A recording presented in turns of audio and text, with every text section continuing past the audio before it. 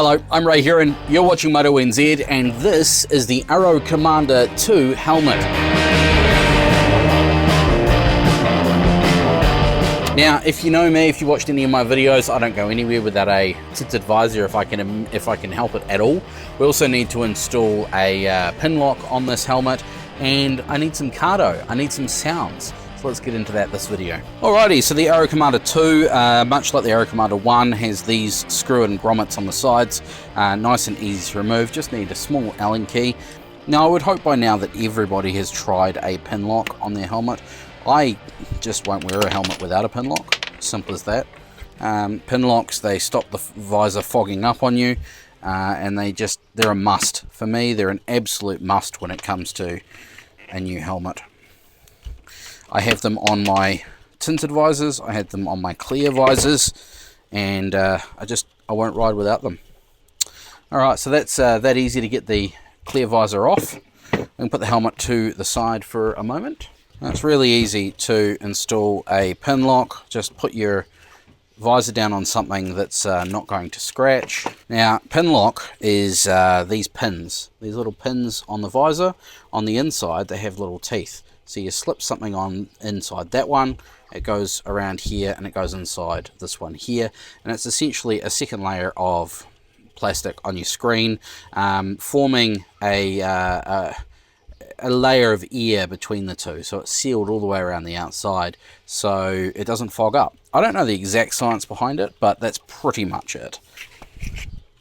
And this is the Pinlock, just a layer of plastic with a bead of silicone around the outside.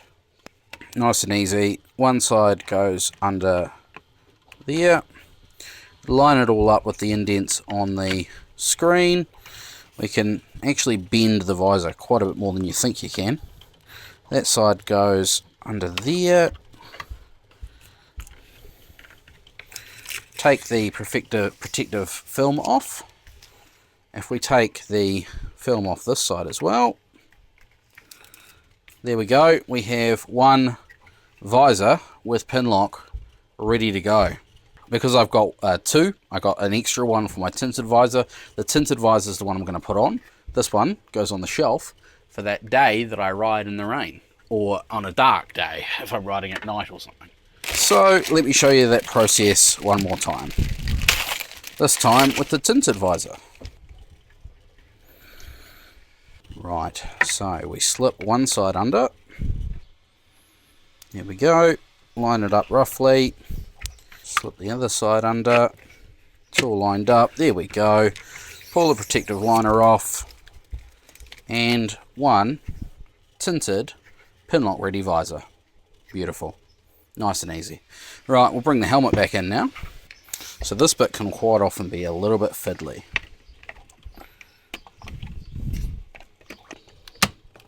There we go, that's in, that's on.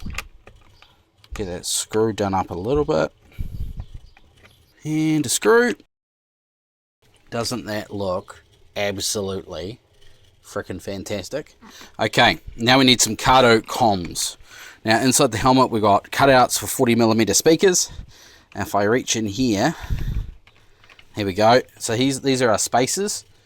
We take those out, we put the 40mm speakers in. And there's already Velcro inside there for us. Nice and easy to take the lining out.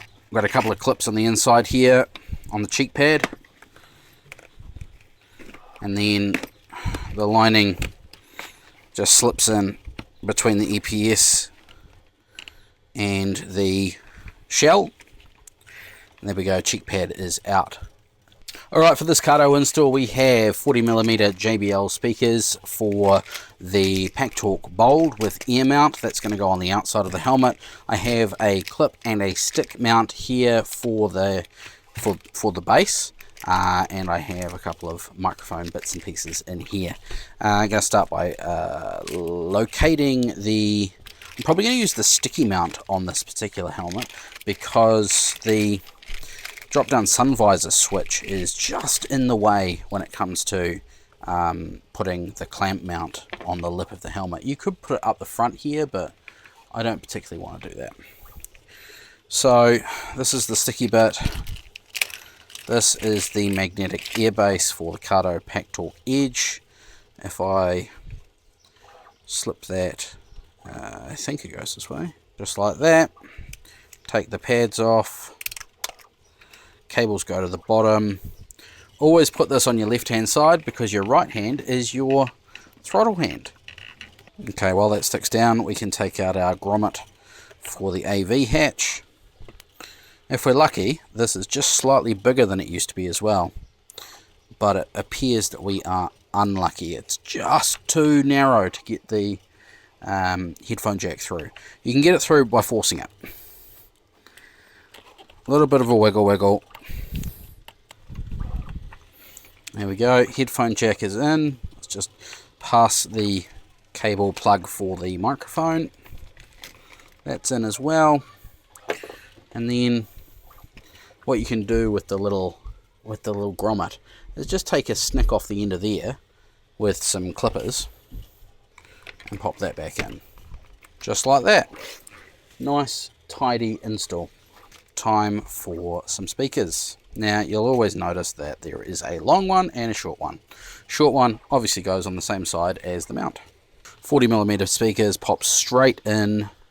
No dramas, just a matter of running the cables, and obviously we need to run the one with the long cable around the back, around the neck roll. Then we need a microphone. Okay, so the microphone's nice and simple. They're just Velcro with a cable hanging off them. Lots of these Velcro pads inside the Cardo box.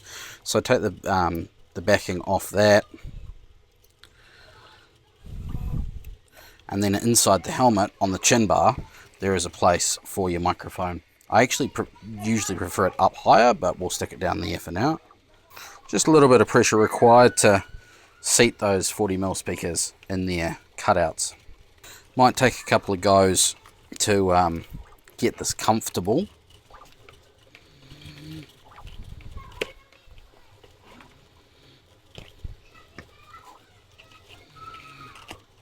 Okay, there we go.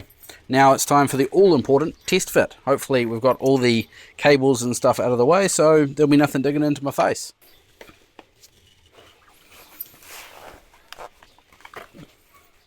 Beautiful. I've got nothing touching my ears. This is exactly how you want it, because if you even get a slight bit of pressure on your ears, it's going to really hurt over time. Yep, no, it feels snug, feels good, no pressure on my ears. I'm happy with that. Now I just need to make sure I've got my cables plugged in. We'll chuck a Cardo device on. We're all wired up, good to go. So there you have it, a really nice, stealthy install. We've got the Cardo on the helmet. We've got the wires going through the AV port, and otherwise you would not know that that's there. Really happy with that. I think that's a better install than the Commander 1 was even. There's one more thing I wanted to quickly show you with the Airoh Commander, and it is it came with the Commander 1. This is the Commander 2, obviously. It's the bracketry to mount your your GoPro or other smart camera or 360 camera to the very top of the helmet. So check this out. On top of the helmet, there's this bracket right at the very peak of the visor, where the peak meets the helmet itself. You take that little grommet off. Now we get this little squishy piece here, and it's got a little lug on the end of it. We piece that in the front of the visor and squeeze and pop down. Now we've got a platform on top of which to put our GoPro mount. There's also this one here. I haven't quite worked out what this one's for. I think maybe that's for if you're not using the peak. So we'll take the sticky off that. It's really cool to see a factory mount for a camera, and it's on the visor, not the shell of the helmet. So if you have a crash, there's a good chance you just got to smash that off, smash those clips off, instead of punching a hole through your helmet, through your head, which is really nice. Right, so there we have it. That is the Airoh Commander 2. Pinlock installed, Cardo comms on the helmet, ready to go for a ride. Check out my other video in the link description and probably up there somewhere. and that will give you an overview of when I unboxed it. Now I'm ready to go for a proper adventure. Right, hit that like button, hit that subscribe button, come along for the ride. Thank you very much for watching. Got any questions? Chuck them in the comments box below, and we'll catch you in the next one. Hooroo!